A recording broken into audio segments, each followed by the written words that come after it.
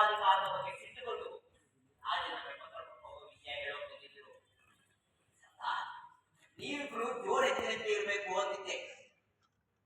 ದಿನಾಂಕೆಗಳು ಅವರನ್ನ ಕರೆಸಿ ಮಾತನಾಡಬೇಕು ಅನ್ನುವಾಗ ನೋಡ್ತೇನೆ 3 ದಿನದಲ್ಲಿ ಎಲ್ಲವನ್ನು ಕೆಟ್ಟಿಬಿಟ್ಟ. ಅದೇ ಅವರು ಸುಭಾಷ್ ಅಲ್ಲವೇ? ಹೌದು, ನಾನೇ ಸುಭಾಷ್ ಚಂದ್ರ ಬೋಸ್. ಗಾಂಧೀಜಿ ಇವರು ನೇತಾಜಿ. ನೆನಪಾಯ್ತಾ? ಹಳೆಯದನ್ನ ಕೆಡಕಬಾರದು.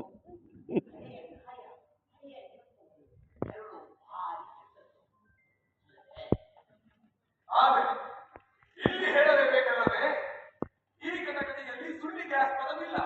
ಇದು ಆತ್ಮಸಾಕ್ಷಿಯ ನ್ಯಾಯಾಲಯ. ಹಾಗಂತ ಸಮನ್ಸ್ನಲ್ಲಿ ಹೇಳಿದೆ. ಓ ಓ